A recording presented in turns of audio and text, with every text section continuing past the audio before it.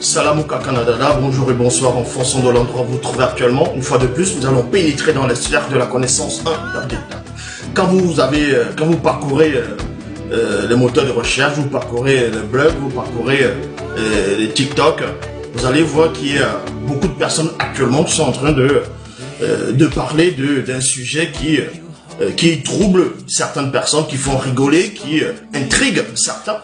C'est, bon, je ne veux pas donner de la publicité à quelqu'un ici, c'est une jeune fille black qui, d'autres disent qu'elle est en train de créer une nouvelle religion. Parce que les gens sont juste dans la méconnaissance, on va dire, de la pluralité des religions, des récits, des inventions, des temps d'autrefois. Et jusqu'à présent, c'est pour ça que, comme je dis, des personnes vont venir vous dire qu'il y a une jeune fille, comme je dis, en train de créer une nouvelle religion. Cette jeune fille n'est pas en train de créer une nouvelle religion, parce que le mot créer déjà, aucun homme ne peut créer quoi que ce soit. Il n'y a que le créateur, seul, unique, tété. Donc le mot créer lui est réservé. Maintenant, c'est donc quoi cette religion? D'autres diront que c'est une nouvelle religion. La religion, on va dire, spécialement aux femmes, réservée aux femmes, on va parler de Iduna. Et certains sont dans la confusion. On va parler ici de la déesse primordiale. Qui est la déesse primordiale? Qui est Iduna? Pour cela, vous devez savoir que, déjà on va vous expliquer c'est quoi une déesse. Mais avant de vous expliquer c'est quoi une déesse, dans plusieurs civilisations, en fonction des peuples, des pays, des nationalités, ont dû faire, on va dire, parler d'une pluralité de déesses en fonction des époques. Les déesses les plus anciennes de l'humanité, en fonction des récits que des gens vont venir vous expliquer, on va trouver des personnes comme les Tiamat. Tiamat, c'est une déesse mère des eaux primordiales dans la mythologie babylonienne, c'est-à-dire aussi mésopotamienne. Et on vous dit ici que le nom de Tiamat vient de l'akkadien, signifie mère, donc signifiant mère. Elle est principalement connue grâce au récit babylonien de la création, Emuna Ishi. Selon ce mythe, au commencement, il n'y avait que Tiamat et Apsu. Donc, au commencement, il y avait Tiamat et Apsu. Jusqu'à ce que le mélange de les deux mondes, c'est-à-dire de les deux eaux, donne naissance aux premières divinités, les jumelles Lumu et Lamanu. Et plus tard, quand vous lisez le récit de Tiamat, la supposée première déesse primordiale, on sait qu'elle n'était pas unique, il y avait, comme j'ai dit ici, la Machtou. Vous voyez qu'il y avait, plus tard, il y avait un autre dieu qui est venu bien longtemps après Tiamat, qui a vaincu Tiamat. C'est Marduk. Le dieu Marduk a vaincu Tiamat. Et quand on va dans la mythologie égyptienne, on va parler d'Isis, on va parler y compris même dans la mythologie grecque, on va parler d'Athéna, mais Athéna, ce sont les derniers dieux, on va dire les dieux mineurs, par rapport aux dieux plus anciens dans la mythologie, on va dire grecque. La déesse qui remonte, mais qui est plus ancienne dans la mythologie grecque, on va trouver Gaïa, qui va représenter la terre. Maintenant, comme j'ai dit, il y a beaucoup de personnes qui vont maintenant vous expliquer qu'il y a une nouvelle religion qui est en train de prendre naissance. C'est les femmes ou femmes d'Iduna. Femmes d'Iduna. Et plein sont intrigués que cette fille, elle est trop forte, elle vient de créer sa religion. On va vous démontrer ici que non seulement elle n'est pas en train de créer une religion, et que c'est rempli de confusion ce qu'elle est en train d'apporter. Parce qu'il n'y a qu'un seul enseignant, c'est celui qui est en face de vous. On va aller pour voir si quelqu'un est crédible ou pas, on va où la personne puise sa foi, où la personne prend sa connaissance pour voir si cette personne dit la vérité ou pas. Donc, quand vous allez sur Internet, vous tapez femme d'Iduna, c'est dans un blog, voilà ce qu'ils sont en train de vous expliquer. Ils vous disent ici que femme d'Iduna, donc par rapport à la création, ce que ces jeunes filles apportent, et que c'est réservé uniquement aux femmes, on va aller dans la foi des femmes d'Iduna, à la généalogie, parce qu'on ne peut connaître quelqu'un si, sans toutefois toucher à sa genèse, à sa généalogie, à son commencement. Donc, voilà à quoi cette fille croit et vient perturber des personnes qui ne connaissent rien de la spiritualité. Donc, dans les écrits, ils disent ici, à l'aube des temps, au tout début, virgule, il n'y avait le rien, il y avait le rien, virgule, le vide. De ce vide se créa la vérité, entre parenthèses, le réel, l'autorité de l'univers. Donc, cette fille qui se fait passer pour soit une prophétesse, soit une personne qui a été réincarnée, parce que j'ai déjà démontré que la réincarnation n'existe pas. Je l'ai démontré. Et non seulement elle se fait passer pour une messagère, elle se fait passer pour une prophétesse, elle se fait passer pour, on va dire, une femme qui était inspirée par des pseudo-déesses. Donc, 4 déesses, et mais pas le plus d'Iduna. Et les gens sont en train de dire, ah, peut-être que les déesses lui ont parlé, peut-être que, voilà, elle a reçu la révélation. Donc, elle va venir essayer de parler, changer les mots au fur et à mesure que les gens vont lui poser des questions. Elle va commencer à délirer, elle va commencer à inventer des mots pour structurer, on va dire, son récit mensonger. Mais on va vous montrer où est-ce qu'elle tire tout ce qu'elle est en train de raconter. Je dis bien, le récit même, où Iduna, la foi qu'elle est en train de, entre guillemets, vous présenter, on va vous montrer où est-ce qu'elle a tiré cela. C'est pour ça que dit beaucoup de personnes ne lisent pas, ne connaissent pas l'histoire des religions, des spiritualités, des croyances, des dharmes. C'est pour ça qu'on va facilement vous avoir.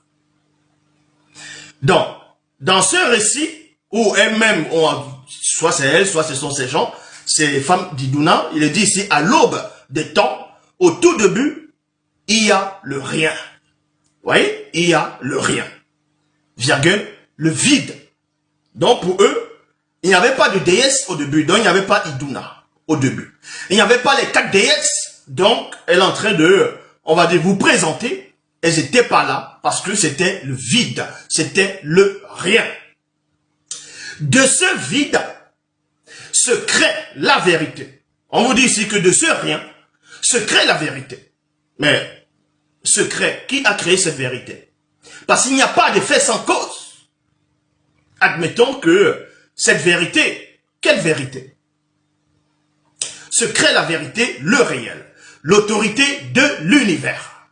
Voilà un peu la genèse de sa foi, le commencement de la folie. Bon, avant de poursuivre dans leur soi-disant écrit inspiré, on va aller dans le livre mystérieux, le code révélé de la Bible authentique à la temps Jimsi. Le livre qui perturbe, qui dérange, qui expose toute l'organisation du monde occulte, et on va dire tout ce qui se passe dans le visible et dans le non visible. On va dans la préface du livre mystérieux. Dans la préface du livre mystérieux, il est dit ceci.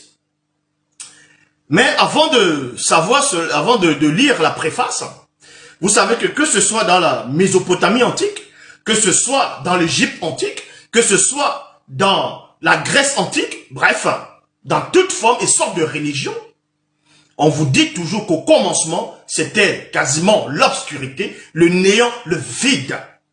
Et qu'il n'y avait rien. Que à partir de ce vide, à partir de ce néant, à partir de ce chaos, va se manifester telle déesse, telle vérité ou un Dieu qui va plus tard créer, manifester, engendrer d'autres divinités.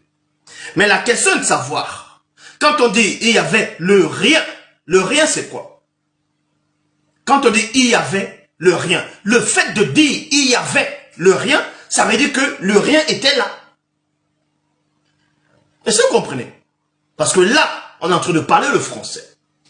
On parle ici en français. On ne tâtonne pas. Nous sommes dans les précisions. Quand il écrit, quand il est dit, au commencement, au début, il y a le rien. Il y a le rien. Le fait de dire il y a, ça veut dire que on accepte qu'il y ait déjà quelque chose. Mais c'est donc quoi le rien? Le rien pour eux c'est le vide. Et vous pouvez taper définition synonyme. Le rien, le vide, c'est le néant. Donc, on comprend ici, dans ce que cette fille apporte, dans, on va dire, la foi à Iduna, ou les réservés qu'aux femmes. On va démonter cette folie-là. On va vous montrer que tout ça, c'est basé sur du rien. Oui, quand je dis sur du rien, c'est basé sur des choses qui ne sont pas logiques. Donc, dans le livre, qui donc a créé le vide? Qui c'est qui a créé le néant? Parce que même les scientifiques, quand ils vous expliquent par rapport, ils vous disent que avant il n'y avait rien, inimaginable pour l'esprit humain. Dans les livres scientifiques, on vous dit, avant c'était le néant. Donc c'était le noir absolu. Il n'y avait rien. En quelques fractions milléniums de secondes, il y a eu une explosion, le Big Bang. Mais ce rien, c'est quoi? C'est donc quoi ce rien? Avant l'océan primordial, avant le néant, ou c'est-à-dire ce néant vient d'où? On vous révèle d'où est-ce que vient ce néant. Le néant a été créé. Or, Iduna, la soi-disant déesse, n'existait pas encore quand le néant, quand il y avait le rien. Donc, dans la préface du livre mystérieux, il est dit, douter de la manifestation non visible de l'existence, entre parenthèses, l'entité de l'existence qui te permet par le verbe d'être conscient que l'Oba est unique créateur, enfin de la parenthèse, donc douter de la manifestation de l'existence de l'Oba reviendrait à désavouer que toute conscience intelligible a une origine, virgule, ou encore à dire que l'absence du commencement ait pu manifester l'existence du visible et du non-visible dans cette cohésion qu'est la réalité. Entre parenthèses, c'est-à-dire pour tous ceux qui sont dépourvus de l'initiation du verbe de l'Oba, toute chose fut créée ou manifestée à partir du néant. Il y a point virgule. Donc comme j'ai dit tantôt pendant l'introduction, la pluralité des religions, des croyances vont vous expliquer qu'au commencement c'était le néant. Il n'y avait rien. Et à partir du rien, un Dieu, une divinité, une déesse va prendre corps, va naître. Or, dans le livre mystérieux, on vous dit, le néant est une création de l'Oba par son verbe. Et l'entité du néant fut établie avant ce néant. Il y a point ici. Donc vous comprenez que quasiment les religions qui vont venir, les gens entre guillemets illuminés qui vont vous expliquer qu'avant c'était le Nun, donc c'était l'océan primordial, il n'y avait rien. Et à partir de là, bon, avant c'était l'obscurité. Et à partir de là, Nun va apparaître. Donc Nun, à partir de l'eau primitive, l'océan primordial, donc l'obscurité, Nun va apparaître. Et la femelle aussi de Nun aussi, Nounet aussi va apparaître, ça c'est dans la mythologie égyptienne. Tandis que la croyance, entre guillemets, de la déesse Iduna parle aussi quasiment de la même chose. Qu'au commencement c'était le néant, au commencement c'était le vide, au commencement c'était le rien. Mais on vous explique que c'est l'Oba qui crée ce néant. Oui, le néant c'est une création. Eh oui. Le néant, c'est une création. Donc, on poursuit, on va même dans Kalata Doubisse. Non, Kalata Moukai, c'est dit le livre secret de Daniel, chapitre 1, verset 119. Il est dit ici, il est maître avec un M majuscule, c'est-à-dire en parlant de Téter, l'unique créateur, donc Eloba. Il est maître du temps et de l'histoire. Entre parenthèses, car le néant et le temps, avec un T majuscule, fut créé par l'Oba au travers de la manifestation de sa volonté. Donc on referme la parenthèse, il y a un point. Il y a un point ici. Maintenant on va entrer toujours dans dans ce mouvement de femmes d'Iduna, ce que ils vous disent que, on va dire la base même de les croyances, de la création de ce mouvement, de ces déesses-là. On va vous expliquer. Parce que pour eux, pour cette femme, la créatrice, c'est une femme. Voilà, c'est une déesse qui a créé toutes choses. Mais vous allez voir la confusion dans les propres récits, dans ses dires à elle et dans l'origine même de la création de ce mouvement. Donc, dans les femmes d'Iduna, il est dit ici, la vérité témoigne alors des choses qu'elle voit. Bon, vous voyez que c'est ce qu'on appelle la confusion. Pourquoi? On va relire, il est dit, à l'aube des temps, au tout début, virgule, il y a le rien, virgule, le vide. Ça veut dire que quand on dit il y a le rien, il y a le vide, ça veut dire qu'il n'y a pas d'existence. Vous n'avez pas besoin de sortir d'Adva, de Saint-Cyr pour comprendre ces choses. Quand on dit au commencement, il y a le rien, il y a le vide, dont rien n'a encore été créé, ça veut dire qu'on ne peut rien observer. Est-ce que vous comprenez? On ne peut rien observer. Ça veut dire que si, toi qui me regardes, tu viens à partir de ce rien, à partir de ce vide, il n'y aura rien à observer.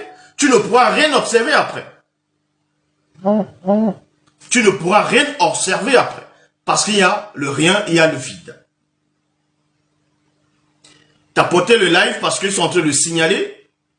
Ils sont en train de signaler. Donc, agissez parce que agissez, c'est très important.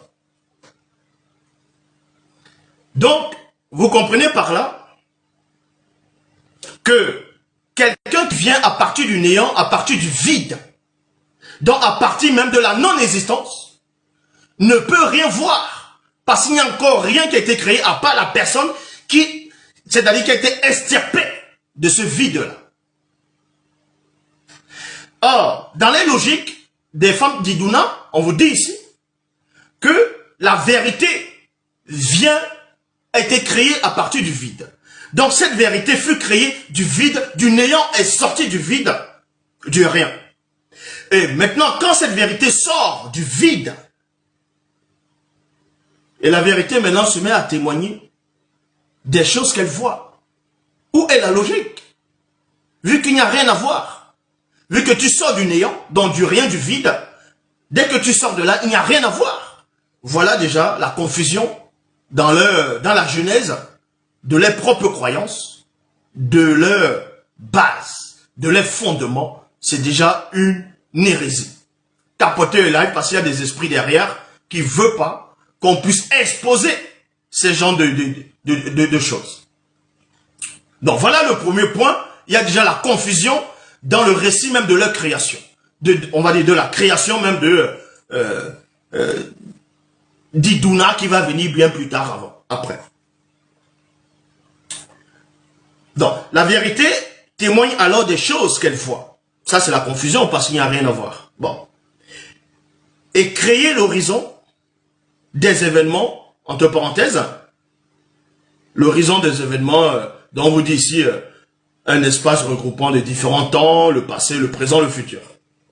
Il est l'œil de l'univers, tout y est à sa place, et chaque question, il y trouve sa réponse, car il habite la vérité. Car il habite la vérité.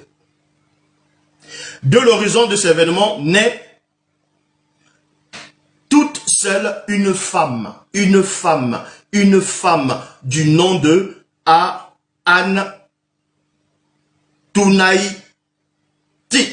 Atunaïti. Donc on vous apprend ici, dans le récit, on va dire, de la jeunesse des femmes d'Iduna, la toute première femme qui va naître, c'est une déesse. Le fait de naître, tu ne peux pas être une déesse. Est-ce que vous comprenez ce que je dis? Le fait d'avoir une existence, parce que avant tu n'étais pas, tu ne peux pas être un créateur ou une créatrice, vu qu'avant tu n'étais pas. Ça c'est la logique. Donc on vous dit néanmoins, avant même que Iduna, la soi-disant déesse qu'elle va vous présenter, quand elle-même n'existait pas, il y avait déjà une première déesse qui est née. À partir de ces choses-là, donc la vérité va d'abord naître avant. Mais on ne vous dit pas ici qui a créé cette vérité. La vérité sort du vide, du néant. Et la vérité maintenant vient témoigner de ce qu'elle voit. Comme je dis, il n'y a rien à voir. Donc, c'est un nom un peu compliqué. Antonam, il y a l'apostrophe. Toumatit, voilà. En voyant le rien, on vous dit maintenant que quand cette déesse est sortie, a été créée, est sortie c'est-à-dire née à partir de rien, maintenant elle va voir ce rien-là maintenant. On vous dit que cette déesse voit maintenant ce rien, qui subsistait toujours autour de l'horizon des événements, décida de bâtir. Et à point, c'est une bâtisseuse du monde. Et son but est de prouver la vérité dans le monde, dans tout le monde qu'elle crée. Donc il y a une déesse qui sort comme ça là, à partir du vide, à partir du rien, et elle découvre que il y a le néant. Elle découvre qu'il y a le néant, qui lui a donné cette connaissance, qui lui a donné la compréhension, on va dire la conscience de savoir que ça c'est le néant, c'est le vide. Mais on vous montre néanmoins que si elle était née à partir du néant, ça dit que c'est le néant qui l'a créée. Donc elle ne peut pas être la déesse mère. Mais néanmoins on continue. Donc maintenant on vous dit que cette déesse va créer. Donc à chaque monde qu'elle crée, elle regarde en tant qu'observatrice sans jamais rien toucher. Maintenant cette déesse va décider un jour de créer un monde. Et de cette fois, engendrer une fille. Elle va engendrer une fille. Écoutez attentivement, parce que moi, quand je parle, je vais toujours à la genèse, à la généalogie, au début. Donc, cette déesse primordiale va engendrer une fille. La fille va s'appeler Ézulie. Érzuli. Et la conforte au mensonge, afin de voir comment elle va pouvoir, elle va prouver la vérité, et à son tour dans le monde. Donc, elle va créer, elle va engendrer Ézulie. Et au commencement de ce monde, Ézulie dormait paisiblement dans le néant jusqu'au jour où elle ouvrit les yeux. Donc, Ézulie aussi qui a été créée, elle dormait jusqu'au moment où elle va ouvrir les yeux. Et devant elle se tenait un être étrange, Ikim, né du mensonge. Dans la déesse primordiale, elle-même qui a été engendrée par le néant, va créer Ézulie. Et Ézulie maintenant, quand Ézulie va ouvrir, quand elle ouvre les yeux, elle va trouver un autre, un être vivant. Et cet être-là, c'est Ikim, qui est né du mensonge. Mais au début de la vérité, au début de leur, on va dire de la création, comme j'ai dit, il y avait le néant, après, du néant, la vérité sort. Mais le mensonge est venu d'où? En quel moment? Le mensonge est venu en quel moment? Vu qu'il n'y avait que la vérité qui est sortie, et après maintenant, l'horizon, et ensuite, la déesse primordiale apparaît. Et la déesse primordiale décide que là, tiens, tout encore le néant, tiens, je vais créer une fille. Donc, elle va créer Ézulie. Et Ézulie, quand elle ouvre les yeux, elle se rend compte qu'il y a un être qui est en face de lui, d'elle plutôt, et cet être est né du mensonge. Vous voyez que ça ne tient pas. Et cet être-là, Ézulie, c'est un homme, va représenter le mal, c'est-à-dire un homme. Donc du coup, il y a une confusion entre Ézulie et cet homme-là, Ézulie plutôt et Ikim. Vous voyez, c'est tellement... Bon, quand vous allez lire dans la suite, on vous apprend... il y avait un conflit, après il y avait une autre femme qui a été créée, et cette déesse-là, Ézulie n'était pas contente de savoir que l'homme était supérieur à la femme, que c'est l'homme qui dominait la femme. Elle n'était pas du tout contente, elle allait dire ça à l'autre, à la déesse mère, elle n'était pas contente, ainsi de suite. Donc il y a une confusion entre Ézulie et Ikim. Donc Ézulie maintenant, quand elle voit, et on vous apprend que le monde qui a été créé, c'était pas la déesse mère. Ce n'est non pas la déesse mère, ni Iduna qui a créé le monde. Parce que la plupart des gens qui sont en train de croire à ce genre de choses vont penser que c'est Iduna qui a créé toute chose. Dans le récit, ce n'est ni Iduna, ni la déesse mère qui sort à partir du néant, qui a créé le monde où vous vous trouvez, le monde des hommes. C'est plutôt Ekim qui a créé le monde, donc celui qui sort du mal.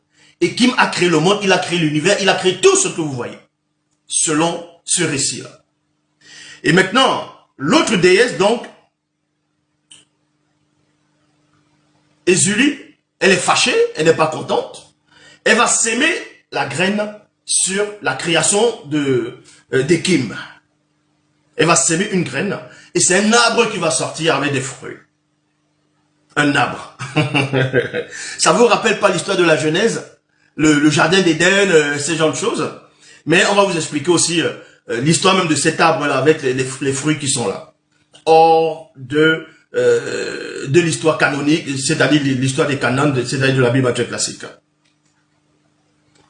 Donc, elle va planter une graine et les arbres l'arbre va pousser aux fruits dorés.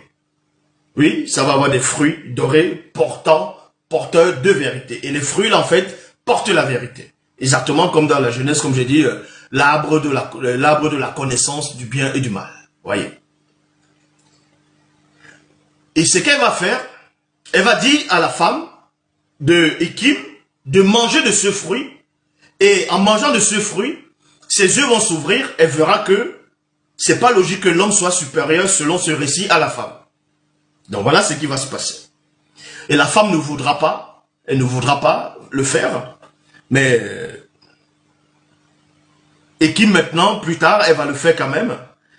Elle va quand même manger. Elle va découvrir que voici ce qui se passe. Et Ekim va se mettre en colère. Il va maudire la femme, donc sa femme. Il va aussi maudire la déesse.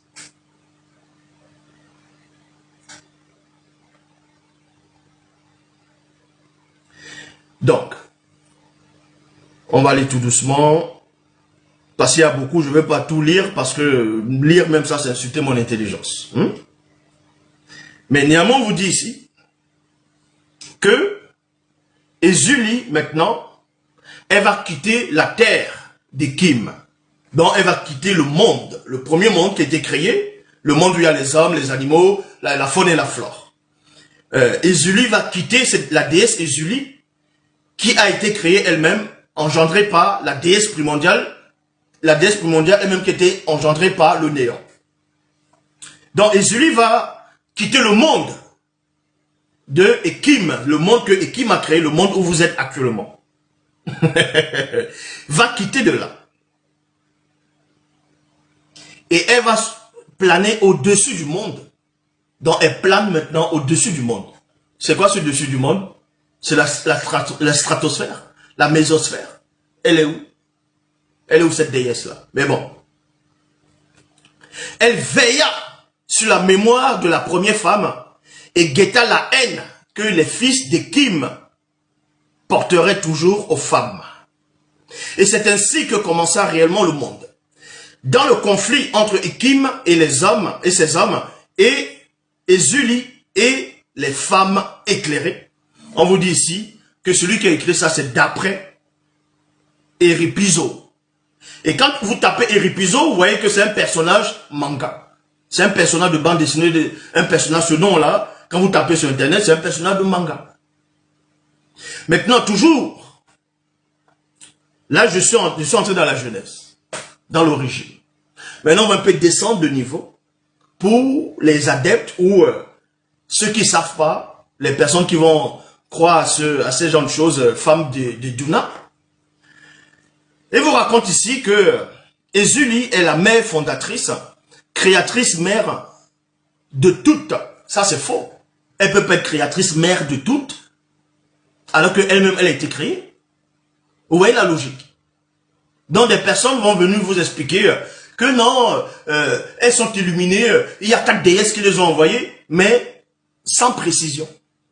Je dis bien sans précision.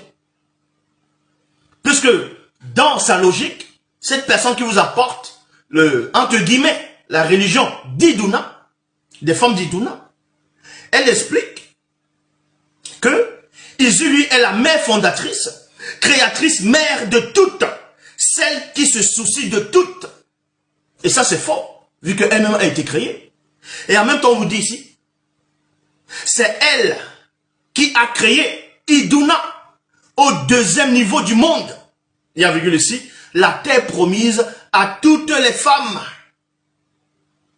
Elle est la fille, voilà, en gros, on te penser du karma. C'est là maintenant, ça devient intéressant. Parce que dans ce qu'elle est en train d'apporter, en disant que ces 4 déesses, la déesse Iduna et les autres, vous allez voir qu'elle a pris des récits un peu par-ci, un peu par-là, de plusieurs dômes de croyances comme ça. Elle a mélangé et fabriqué encore autre chose. C'est pour ça que les gens ont du mal à voir l'origine de ce qu'elle est en train de dire. Mais celui qui est en face de vous, vu qu'il maîtrise les choses, il vous dévoile ces choses-là. Donc, elle vous apprend que Ezuli, qui est la mère de toutes choses, la créatrice, a créé Iduna. Et c'est Iduna maintenant qu'elle est en train de vous présenter comme la déesse réservée qu'aux femmes. Ça, c'est un gros mensonge. Pourquoi c'est un gros mensonge? C'est qui Iduna? On retrouve Iduna où? À part dans ces genres de récits qu'elles sont en train de dire. Iduna, on la retrouve dans la croyance, on va dire, non seulement haïtienne, dans le vaudou. Est-ce que vous comprenez? Iduna, vous avez déjà vu Iduna, mais sans savoir que c'est d'Iduna dont on fait allusion. Iduna, c'est une femme qu'on représente, une femme noire. Elle a un cœur à la main avec une épée transpercée, avec un enfant qu'elle porte, comme la Madone. Et c'est cette image qu'ils vont reprendre pour fabriquer Marie et le petit Jésus. C'est elle, Iduna. On retrouve ça dans le vaudou. On va vous expliquer. Pourquoi, dans, entre guillemets, c'est qu'elle est en train de dire que c'est réservé uniquement aux femmes.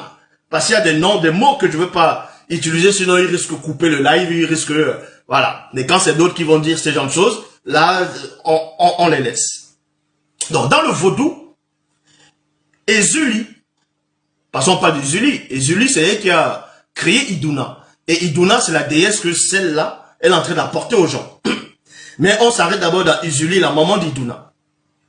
Ezuli, dans le vaudou, c'est un esprit, une divinité du vaudou. En gros, si vous voulez savoir, c'est une sirène. C'est une sirène des eaux.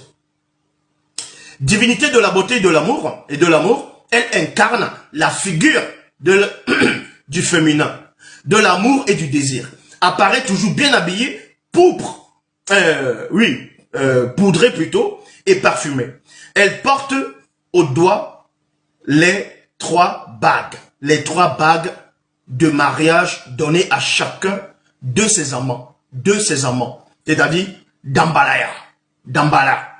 Vous connaissez Dambalaya? Ceux qui connaissent le vaudou. Il y a Dambalaya, il y a Adoué et il y a Odnoun.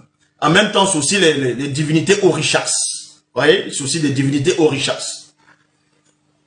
Ezuli, elle revêt plusieurs aspects, tout lié à la féminité. Ses attributs les plus courants sont le couteau et bien entendu les bijoux. Les offrandes qu'il faut faire sont des objets de toilette, des bijoux et des parfums, ainsi que des plats raffinés. Elle est associée aux courtisanes de la vie mondaine.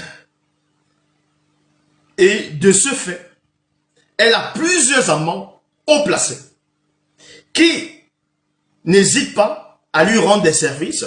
Mais déjà, comment vous allez croire à une déesse qui a plusieurs amants? Elle va vous enseigner quoi, ces gens de déesses-là? La sanctification? Non. Elle ne peut pas vous apporter la sanctification. C'est que du désordre. Voilà où les gens mettent la foi sur ces genres de choses.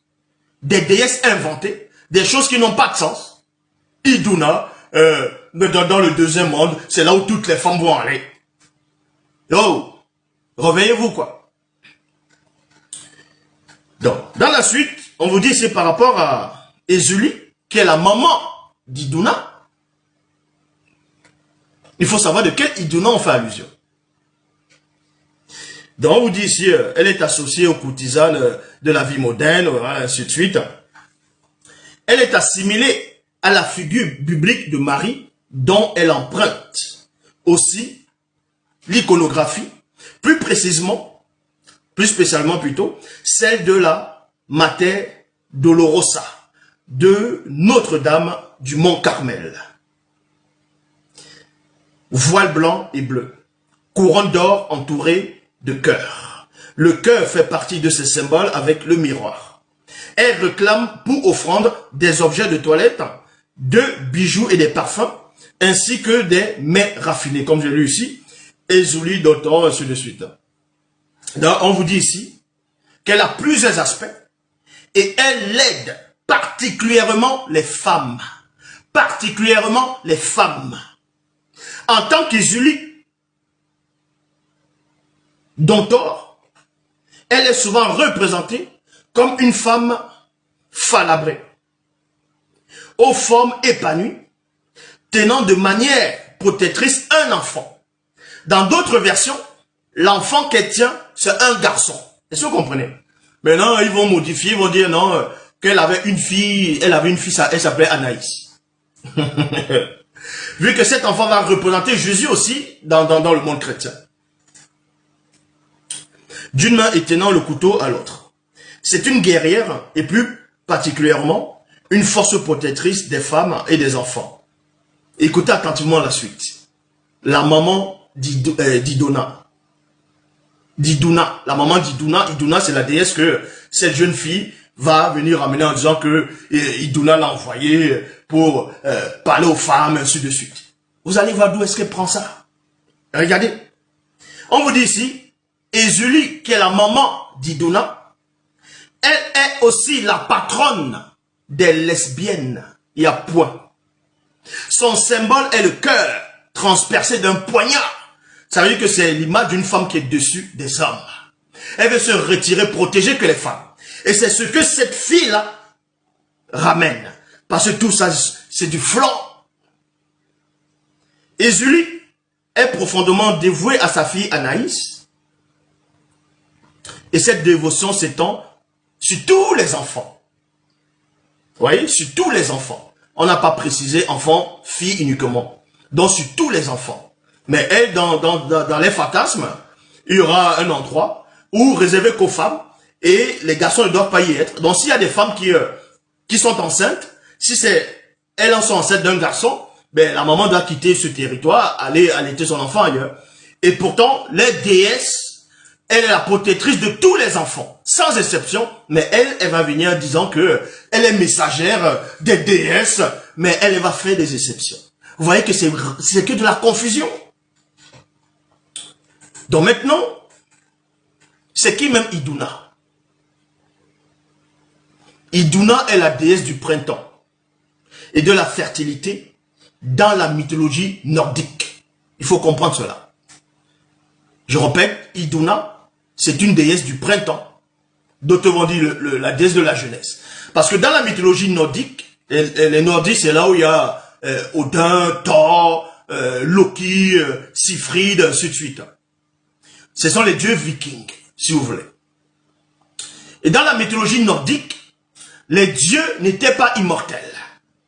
Les dieux pouvaient mourir. Donc quand les dieux vieillissaient, les dieux venaient voir Iduna, on l'appelle aussi Idun. Et Iduna, dans la mythologie nordique, avait un arbre avec des pommes, avec des fruits dessus. Et c'est elle qui donnait des fruits aux dieux.